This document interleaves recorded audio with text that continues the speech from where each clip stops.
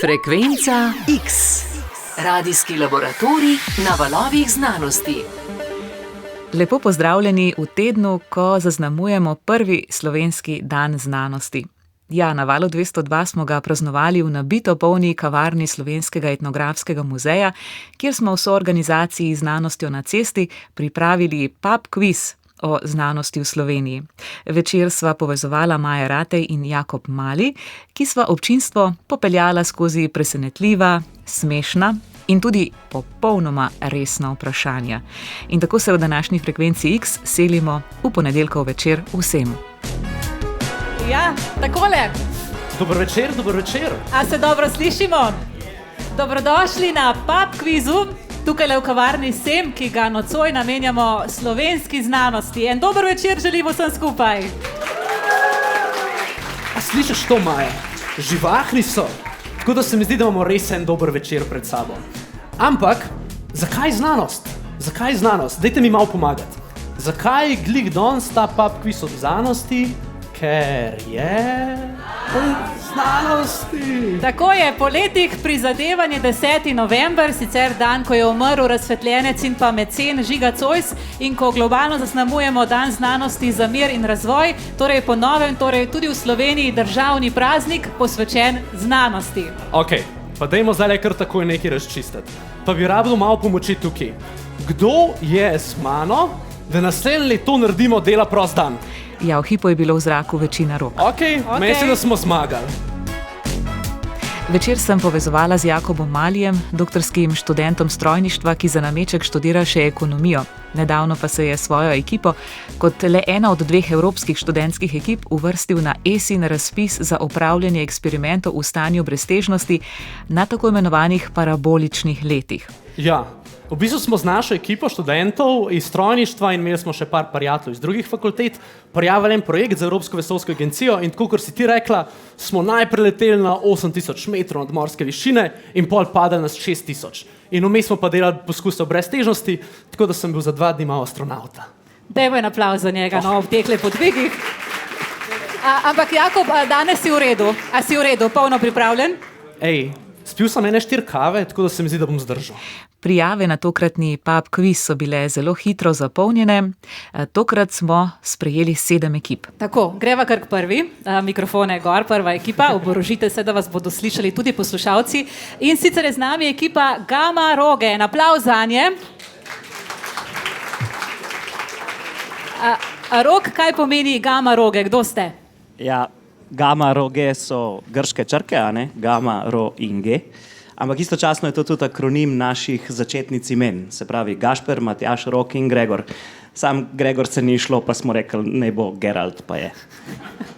Torej Geralt je tam, dobro. Greg oziroma Geralt, vas bom kar danes klicala Geralta, velja. Kaj je vaš moto? Kakšen moto ste si izbrali danes? Ja, naš moto je fermentacija na dnu potenciala. Okay. Ne vemo, kaj to pomeni. Pa še to, kakšne priprave ste vžgali, kako ste se trenirali, kako ste trenirali nevrone? Pripravljali smo se 3 leta vrtca, 8 let osnovne šole, 4 leta srednje, 5 do 9 faksa, vsaj tako se govori v ekipi, in pole še 5 do 9 doktorata. In evo nas tukaj. Evo, sami maratonci. Okay, upam, da si danes ne boste zaslužili častnega kroga, ne? Ampak gremo mi kar k naslednji ekipi. Jakob. Skupina 2, skupine Epice. Dajte se malo predstaviti, kdo ste. Ja, živijo, mi smo skupina Epice. In ime izhaja iz tega, ker je to laboratorijska plastika, ki jo mi uporabljamo vsakodnevno.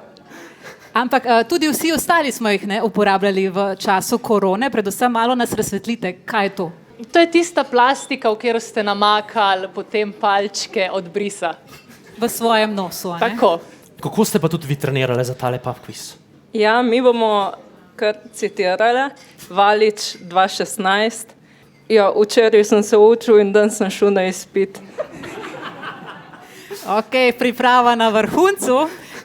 Zdaj bomo pa videli najbolj destilirano znanje današnjega večera. Tako so se tudi pomenovali ekipa Destilat. En aplavz zanje. Pozdravljeni, hvala. Torej, Jan, mogoče nam vi predstavite vašo ekipo, kako ste se zbrali iz vseh vetrov? Pred časom sem bil povabljen na poroko od Urške in Matevža. Tam sem jo tudi spoznal. To je pa moja punca in nas je prijavila kot skupno druženje. Torej vas je ljubezen pripeljala sem. Točno tako. Kaj pa bi bil vaš moto, recimo danes, pod katerim tekmujete? Se bo zdestiliral, bi lahko rekli, ne? Ni take stvari, ki ne moreš destilirati. Dobro, hvala lepa, to so torej destilati in naslednja ekipa. Boste imeli krajne par vprašanj danes, ker se mi zdi, da so vam kar pisane na kožo. Imamo pa še četrto ekipo, ki pa ste čudovite princeske. Drži. Tukaj. Iz kje pa ta ime? Princeske smo, pa čudovite smo, ne, očitno, mislim. Ampak zdaj moramo poslušalcem povedati, ki nas bodo spremljali preko radijskih valov, ne, te princeske so zelo bradate, kosmate. Danes so drugi časi. Ampak ja, eno vprašanje za vas.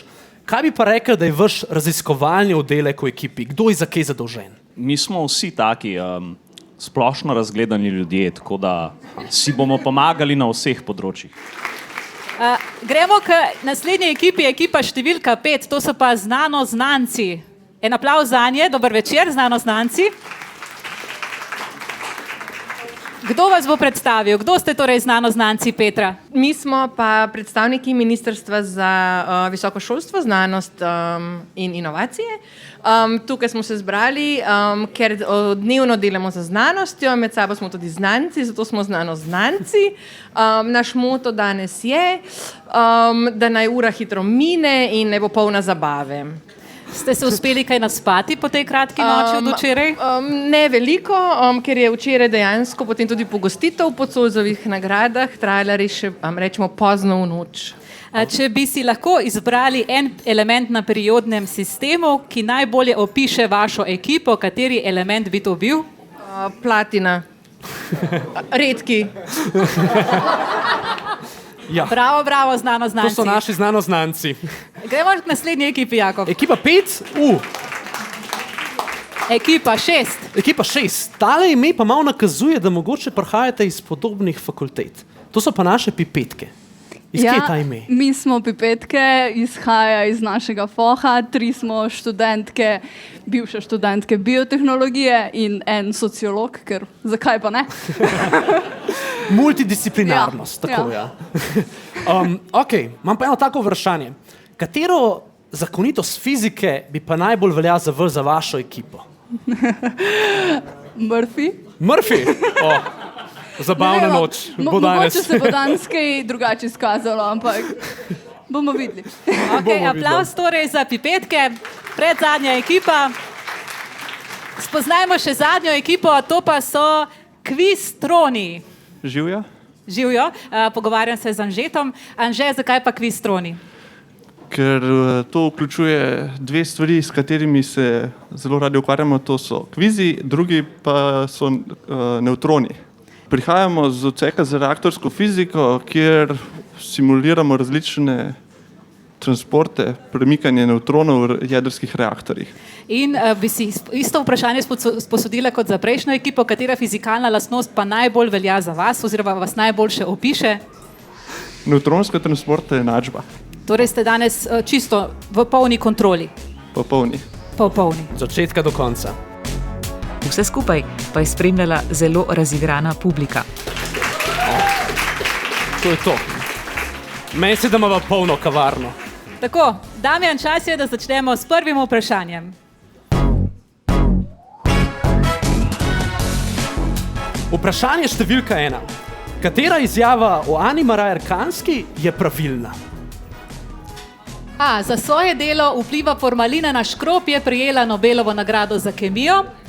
Ustanovila je prvo ljubljansko fakulteto za farmacijo in bila je prva oseba z doktoratom na Univerzi v Ljubljani. Čas začenja teči zdaj in imate 20 sekund. Pri tem smo iskali odgovor C. Ja, Ana Marajer Kanski je bila prva oseba z doktoratom na Univerzi v Ljubljani, danes pa so po njej poimenovane nagrade za najboljša doktorska dela na univerzi. Sledilo je drugo vprašanje. Kje v Sloveniji poteka največ cepitvenih reakcij? Odgovor A. V raziskovalnem jedrskem reaktorju Triga na Inštitutu Jožefa Štefan. Odgovor B, v jedrski elektrarni v Krškem, ali odgovor C, na Twitterju me dodajo Tarča. Tako. Čas teče zdaj. 20 sekund imate na voljo. Meni se zdi, da je odgovor C. A se vsi strinjamo? Pravilen odgovor je B, torej v jedrski elektrarni v Krškem, kjer vsak dan cepijo 2 kg urana 235, to je okoli 2 decilitra jedrskega goriva oziroma 5x10 na 24 jeder urana. Ja, koliko je to, nam je razložil fizik Luka Snoj. Takole je napisal: na Twitterju je sicer cepitev, kot razlaga Snoj, veliko, prav tako tudi gledalcev oddaje Tarča, a tudi če bi vsi prebivalci Zemlje gledali oddajo Tarča in bi vsak od njih bil 10-kratno razcepljena osebnost in bi vsaka od teh osebnosti objavila en čivk na sekundo, pridemo na številko 3x10 na 15, kar je še vedno bistveno manj od števila cepitev v reaktorju, kaj šele v elektrarni. Tako, zdaj vemo, zdaj pa k naslednjemu vprašanju. V kombinatoriki poznamo mnogo različnih vrst celih števil, ki imajo posebne lastnosti. Denimo trikotna števila, Bernoullijeva števila, Catalanova števila, Stirlingova števila. Ena takih družin se imenuje tudi po matematiku slovenskega rodu. In sicer, kateri je pravilni odgovor za števila A, Plemljeva števila, B, Vegova števila ali C, Lahova števila? Čas teče zdaj. Ja, pri iskanju tega odgovora pa nam je pomagalo znanje iz publike. Kaj kjerga? Zdaj se morate pa odločiti, princeske. B, ok. Imamo 2 A-ja in 5 odgovorov B. Ampak kaj pa pravilen odgovor, bo pa povedal Boštjan Kuzman. Torej, Boštjan Kuzman je matematik z Pedagoške fakultete in iz Društva matematikov, fizikov in astronomov Slovenije, je brat Uroša Kuzmana in oba sta matematika. Boštjan pa bo zdaj povedal, zakaj se imenujejo Lahova števila. Ja, Lahova števila s parametroma n in k, kjer sta n in k celi števili, predstavljajo število načinov, da števila od 1 do n razporedimo v k nepraznih, linearno urejenih podmnožic. Imenujejo se Lahova števila, zato ker je v njih prvi pisal leta 1954 Ivo Lah, slovenski finančni matematik in aktuar.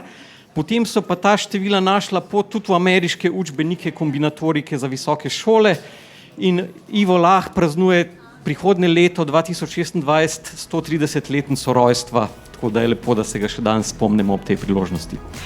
In to, da skoraj nihče v kavarni do takrat ni poznal Iva Laha, je sprožilo razposajeno debato, ki se je prevesila v novo vprašanje. Živahni pa smo, to je dober znak.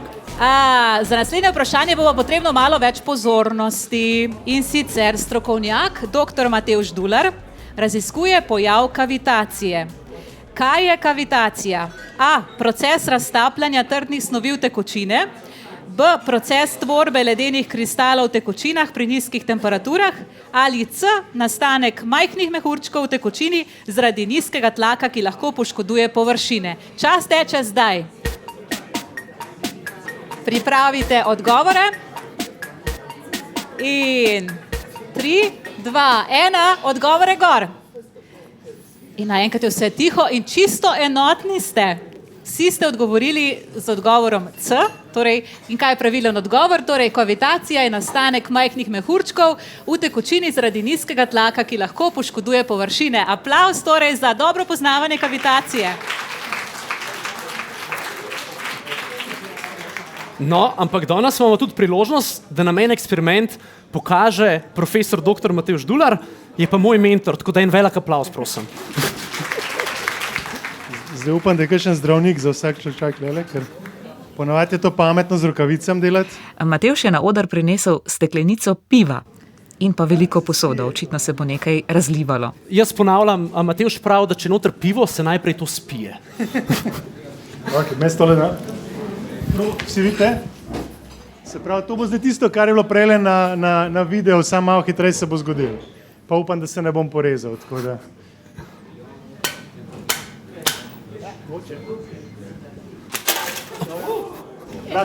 In takole je Matevž torej odbil dno pri steklenici piva. Najprej treba spiti. Matevž, še tole pojasnilo, kako to vse skupaj deluje. Se pravi, kot se je prej videl na unmu videu, steklenička gre hitreje dol, kot tekočina noter, zato rata tukaj spodaj zelo nizek tlak, pojavijo se mehurčki. Kar je pa zanimivo, je, da steklenička poči šele takrat, ko mehurčki zginejo. Zdaj, v tem trenutku ratejo te udarni valovi, ki recimo v turbinskih strojih nam delajo poškodbe. V gostilnah pa umazanijo. No. Kako pa je roka? V redu, cela. Cela. No, ampak gremo že kar k naslednjemu vprašanju, ki se pa zglasi takole. Raziskovalci na Biotehnični fakulteti v Ljubljani so ugotovili, da najdaljšo življenjsko dobo smrekovega lesa, ta traja od 25 do 50 let, lahko dosežemo. Kako? A. Segrevanjem na 200 stopinj Celzija, B. Premazom s tungovim ali lanenim oljem ali C. Z impregnacijo z bakrovimi pripravki. Čas teče zdaj. Tako, čas je potekel, dvignemo odgovore v zrak. In kaj imamo? Spet imamo vse odgovore. Nekaj jih je za A, nekaj jih je za B, tudi kakšen odgovor za C se najde. Ja. Pa Kaj pa je da pravilen? slišimo, kakšen je pravilen odgovor. C, bravo! C z impregnacijo z bakrovimi pripravki. Ja, in zakaj tako, nam bo pa pojasnil človek, ki ima les in gozdarstvo kar v svojem priimku. Kako mislite, da se piše gospod, ki je zdaj le prišel na oder? Smrekar. Ne, Žagar so rekli, ekipa B. Ampak je zelo blizu. Še kdo? Tamle se je slišalo lubadar, tudi lubadar ni, ampak tudi jaz sem lesar. Že od zibelke naprej sem skus lesar, čeprav sem hodil skreniti, ampak ostalo je lesar in po duši lesar. In tudi Vedno. študirali lesarstvo. In študirali in srednjo šolo lesarstvo in doktorat sem naredil na lesarstvu, tako da vse. Torej, gospod Boštjan Lesar Pa še z ribence sem, tako da imamo tudi... Pol mu je bilo pa res položeno v zibelko. Tako je. In danes ste nam kot kakšen krošnjar prinesli nekaj lesa s seboj, ne? Ja, tako. Kaj pa ste prinesli? Na vsaki mizi je, tukaj le pri tekmovalcih lahko vidite 4 bloke lesa. Tako, 4 bloke lesa in za katerega ste glasovali, mislite? Kateri je bil ta? A ga kar dvignete v zrak? So zelo barviti tile lesni izdelki, ne? Vsak je malčken drugačen, ampak večinoma ekipe dvigujejo tega malo bolj sivega ali pa tistega malo bolj rjavega v zrak. A dvigujejo prav, Boštjan? Tale bolj zelenka ste da prav. Torej so kar Les zadeli. impregniran z bakrom postane malo zelenka, tako kot imamo električne drogove, zaščitene z bakrovimi pripravki in tak zdrži tudi 50 let v zemlji. Zdaj imam jaz tukaj, le bi rekla, kar 4 karte, a ne? Tako, če kaj so zdaj te 4 karte? Katera je zdaj najvišja, najpomembnejša? Najpomembnejša je zelena z bakrovimi pripravki. Z bakrovimi pripravki lahko zaščitimo tudi les v stiku z zemljo in bo zdržal 25 do 50 let. Potem imamo termično modificiran les, tega se gremo na 200 stopinj in je zelo dober material za fasade. Tungovo olje, ta je bolj za notranje površine. Če ga damo pa na fasado v Ljubljani, bo pa zelo hitro črna, taka kot zadnja. Tega le se pa ne želite, delajo pa packarijo recimo tudi na Veliki planini, kjer mažejo z odpadnim oljem z avtov in traktorjev in potem se spira v potalnico. Je pa neodporno tudi.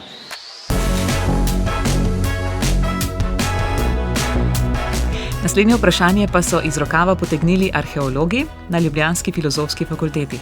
Zakaj smo Slovenci daleč najbolj železodoben narod daleč naokoli?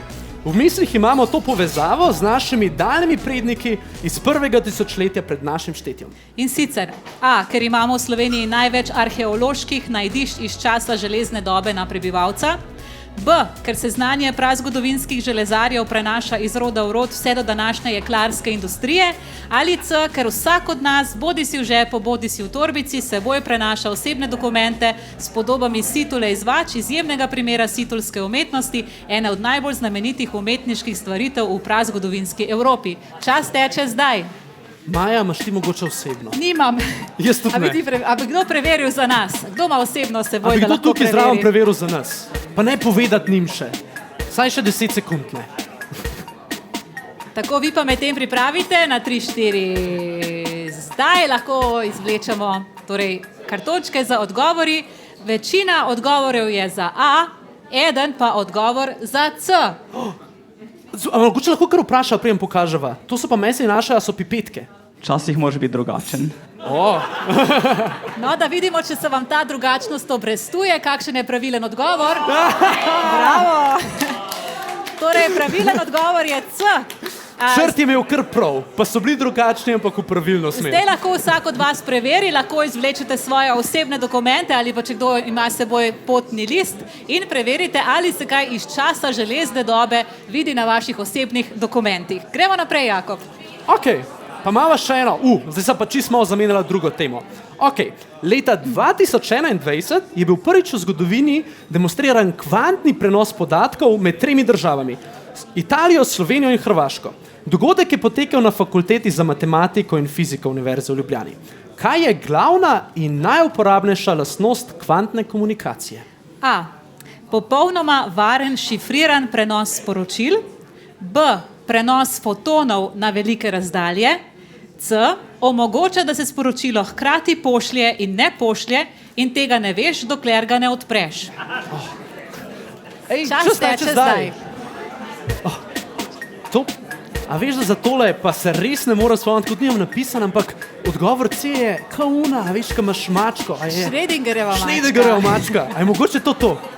Ja, mogoče je navdahnila te, ne vem, kaj so delali. Mogoče bomo pa zdaj pri odgovoru. Mogoče bomo pa zdaj odgovor. Torej, najprej... Listke gor. Listke gor. Večina vas je za odgovor A, imamo pa tudi ekipe, ki stavijo na B in C. Jaz bi vprašala ekipo C, torej destilate. Jan, kaj praviš, zakaj ste se odločili za odgovor C? Jaz sem na fakulteti poslušal, da je kvantna mehanika, da jo noben ne zastopi in smo stavili na... Tako smo pa poročilo, da v bistvu... Na katero fakulteto pa hodiš? Si hodil? Na elektro. Zdaj pa moramo zvedeti pravilni odgovor. Kaj pa je pravilni odgovor? Odgovor A. Popolnoma varen šifriran prenos sporočil. Tako, mi pa smo prišli do konca tega dela, kjer smo izbirali med 3 različicami, med A, B in C. Zdaj morate pa praviti une listke, ki sva jih omenila. In to bo tako, kot sva že povedala, zgleda, da bo 5 vprašanj, prebrala bova enega za drugim, vi pa dajte odgovore. In ko zaključiva z zadnjim vprašanjem, vam dava še 10 sekund in pol pobereva listke. A ste pripravljeni? Torej, prvo hitro vprašanje. Kdo je edini slovenski prejemnik Nobelove nagrade, ki se je rodil v Ljubljani konec 19. stoletja, pozneje delal v Gradcu in Innsbrucku, ter je bil znan po razvoju mikroanalitske metode za določene sestave organskih snovi? Napišite njegovo ime in priimek. Po kom se imenuje najvišja državna nagrada za znanstveno, raziskovalno in razvojno delo v Sloveniji? Pa tudi prosim ime in priimek. Naslednje vprašanje. Katerega leta je bila ustanovljena najstarejša univerza v Sloveniji? Napišemo letnico. Naslednje vprašanje. Kateri še živeči Nobelovi nagrajenec ima slovensko državljanstvo? A veš, da sem ga nekoč srečala na ulici in mi je pokazal medaljo, ki jo je nosil s sabo? S sabo jo je nosil. Ok, zdaj sem preveč namignila. In še zadnje vprašanje. Kateri slovenski raziskovalec je zaradi raziskav v Mezoameriki prislužil vzdevek slovenski Indiana Jones? Napišite njegovo ime in priimek. Ekola, imate še 10 sekund? A veš, da čutam malo tele živce? Tele listke bomo pobrali. Ok. Aha, seveda, odgovore pa moramo povedati, ne? Tako, povemo, kateri so torej pravilni odgovori. Spraševali smo po Frideriku Preglu. Spraševali smo po Žiga Zoisu. Univerza v Ljubljani je bila ustanovljena leta 1919. Nobelovec s slovenskim državljanstvom je Duncan Haldane. In spraševala sva tudi po Indiani Jonesu. Ivan Šprajc. Ivan Šprajc, tako.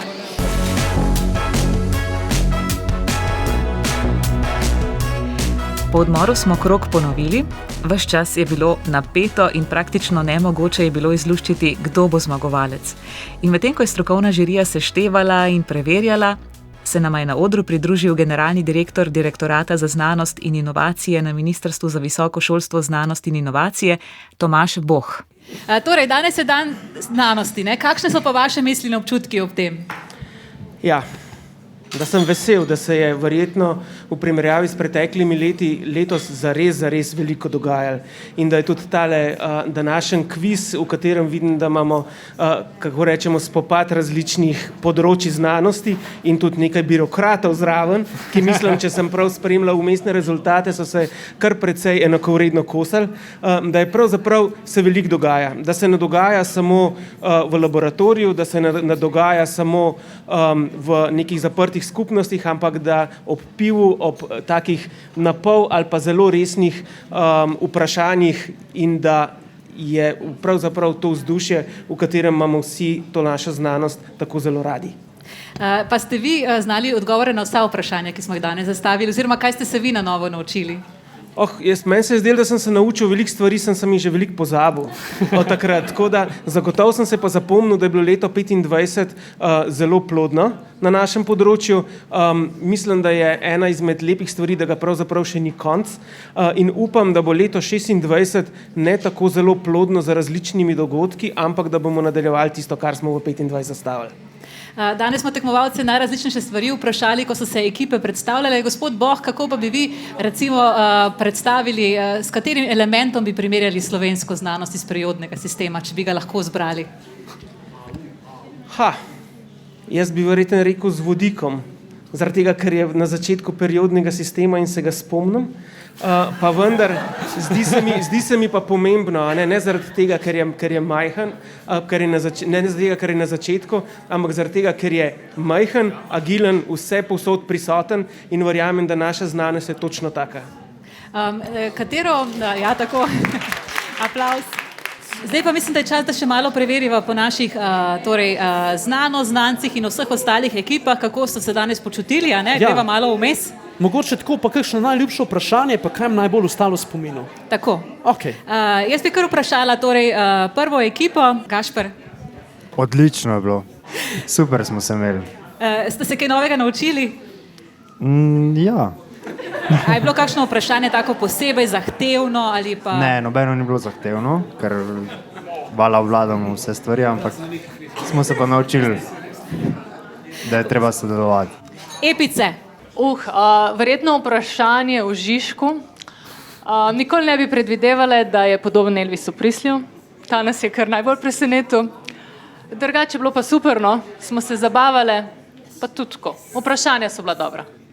Super. Mogoče še vprašanje za naše princeske. Kaj pa vaše današnje najljubše spoznanje, največje spoznanje, kjer odgovor vam je najbolj ostal v srcu? Pojma nimam. Iskreno povedano je šlo zelo hitro not in potem ven. Samo uživali pa ste, ne? Noce. Ok.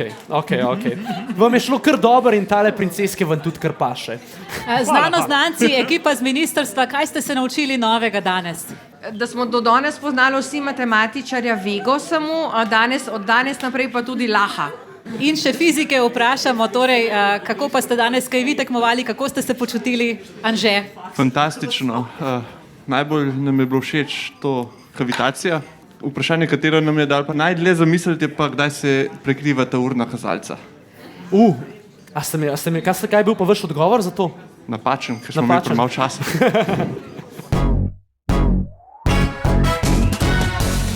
Rezultate, ki pa smo jih že zelo nestrpno pričakovali, sta na oder prinesli kolegica Neža Borkovič in Saša Novak iz Znanosti na cesti.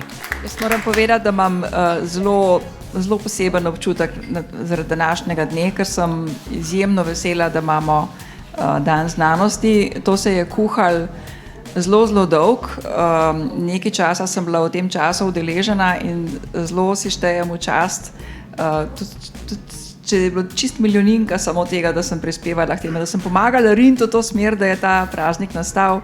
Jaz osebno imam občutek, da je to zelo velik korak za znanost. Zato, ker tisti hip, ko imamo poleg recimo dneva športa, pa dneva kaj vse imamo, ko imamo še dan znanosti, poglejte, kaj se je vse danes zgodilo, zato ker ga imamo. Cel dan že spremljam na socialnih omrežjih, vsi po spisku pišejo o dnevu znanosti, dogaja se vse živo. Tako da jaz mislim, da je tole samo prvi dan in to, da smo naredili takle super kviz, je mogoče dober začetek. Jaz predlagam, da ga drugo leto spet. Smo za to, da naslednje leto ponovimo. Zdaj pa res, kdo so bili najboljši? Neža? Torej, tretje mesto si delita dve skupini, in sicer Epice in Čudovite princeske. Nagradi sta dve. Prevzeli sta nagradi torej Ana in pa Neža iz vsake ekipe, predstavnica vsake ekipe. Tako, gremo proti drugemu mestu. Drugo mesto. Drugo mesto so si zelo zaslužili Kvistroni. Bravo, fiziki! Na oder pa po nagrado prihaja Aljaš. To je ta strojnik med fiziki.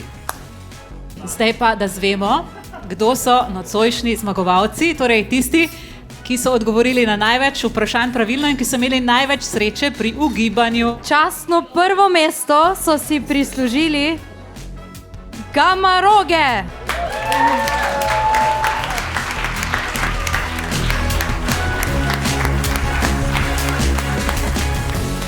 In z bogatimi nagradami, ki so jih najboljšim podarili Slovenski etnografski muzej, Center Nordung iz Vitanja in Muzej novejše zgodovine v Ljubljani, smo kviz tudi sklenili in Prešerno vzdušje nadaljevali v večer.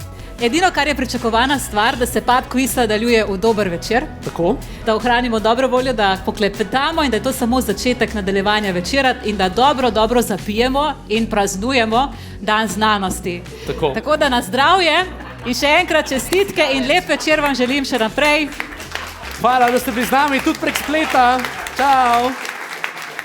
Hvala tudi vam, ker ste bili z nami v tokratni Frekvenci X. Tako smo prvi slovenski dan znanosti zaznamovali pri Frekvenci X.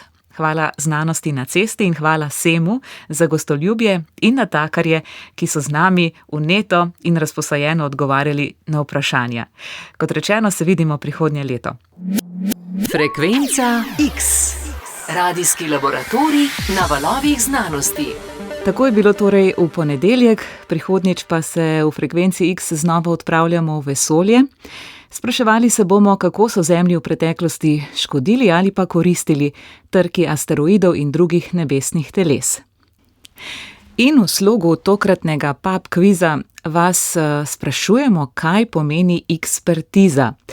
Je to A. Nov prehranski dodatek za boljšo zmogljivost naših možganov, B. Nova rubrika Frekvence X, v kateri predstavljamo mlade doktorje znanosti oziroma doktorske študente na začetku svoje kariere, ali C. Zbirka namigov, ki smo jo oblikovali na Valu 202, kako z argumenti odlično zablesteti na družinskih kosilih. Ja, seveda, pravilen odgovor je B, torej ekspertiza je nova rubrika Frekvence X, v kateri predstavljamo mlade na začetku kariere v znanosti in tokrat gostimo Ajdo Godec iz Medicinske fakultete v Mariboru. Kot pravi, jo navdušuje lepota celičnih procesov in pa možnosti, kako v laboratoriju ustvariti umetne organe. Ekspertiza. Ja, tudi po noči včasih sanjam v svojem delu. Zgodbe, ki jih pišejo mladi v znanosti. Nimamo belih halj, imamo pa srajce, pa polomajce. Zgodbe, ki nas peljejo naprej. Jaz sem Ajda Godec in sem mlada raziskovalka in delujem na Inštitutu za biomedicinske vede v sklopu Medicinske fakultete v Mariboru. Od že predštudijskih let me navdušuje lepota celičnih procesov in komunikacija med celicami in predvsem na kakšen način mi potem lahko to v laboratoriju študiramo, merimo in spremljamo. Naša raziskovalna skupina se ukvarja s pripravo in vitro modelov različnih organov in tkiv. Moja naloga pa je, da v sklopu doktorske naloge razvijem nov model Langerhansovih otočkov. To je en specifičen del trebušne slinavke, kjer celice izločajo dva izredno pomembna prebavna hormona, to sta inzulin in glukagon. Inzulin je peptidni hormon, ki je potreben za to, da naše celice so zmožne prevzeti glukozo oziroma krvni sladkor iz krvi v notranjost in da lahko to glukozo potem porabijo za svoje celične procese. Glukagon je pa ta, ki iz naših znotrajceličnih zalog, torej iz jeter, maščevja in mišic, sprošča to glukozo nazaj. Torej, generalno gledano, oba hormona sta tista, ki zagotavljata, da imamo mi konstantno v krvi neko koncentracijo krvnega sladkorja, da ta ne pada. Torej, in vitro model predstavlja skupek celic in drugih spojin oziroma najmanjše število ključnih gradnikov, zato da lahko v laboratoriju, torej in vitro, v steklu, posnemamo delovanje in izgled nekega tkiva. Naši laboratoriji se nahajajo v posebnem delu medicinske fakultete, ki je namenjen zgolj za raziskovanje. Smo v 3 nadstropjih, tako da smo kar razskropljeni po celotni stavbi. In ja, ti laboratoriji izgledajo tako kot v kaki TV nanizanki, epruvetke, pipete, naprave, mikroskopi, računalniki, tako to izgleda, ja. Torej, tak kreativni naslov mojega dela oziroma našega dela v laboratoriju bi ga povzela sledečim naslovom, in sicer profesionalni imitatorji stvarnika ali kako pripraviti umetne organe. Torej, daljnosežni cilj naših raziskav je ravno to, da bi lahko v laboratoriju ustvarili umetne organe, primerne za čez veliko let tudi za transplantacijo. Največji sovražnik raziskovalca v smislu neke poklicne usmeritve mislim, da je ravno nestabilno financiranje, zato ker smo raziskovalci obvezani delovati v sklopu krajših projektov, ki trajajo od 2 do 5 let. In ravno zaradi tega, če financiranje ni potrjeno, nov projekt ni odobren, potem se mora neka raziskovalna tema zaključiti in moraš presedlati na drugo in zaradi tega tako predalčkaš in ne dokončaš zgodbe. Če bi imela na voljo neomejena sredstva, bi verjetno jih namenila za pripravo projekta, s katerim bi odkrivali načine, kako reprogramirati pa pozdraviti ravno te celice, ki izločajo ta 2 hormona, ki sem jih omenila, in bi potem bili korak bližje k poglobljenemu razumevanju pojava sladkorne bolezni tipa 2. Ko sem še študirala v Ljubljani, me en kolega z medicine, mlad zdravnik tedaj vprašal, kaj je cilj, ne? Če ves dan samo nekaj pipetiram, pa pol zmerim, kaj je fora, ne? In sem mu pač odgovorila, da če jaz ne bi nekaj napipetirala in zmerila, oziroma nekdo že veliko let pred mano, ne bi on zdaj poznal, kaj je vzrok bolezni, tudi je ne bi mogel pozdraviti. Bi pa bolj poudarila ta del, da smo znanstveniki oziroma raziskovalci, strokovnjaki brez širine, oziroma če v mariborščini povem fahidioti, kar definitivno ni res.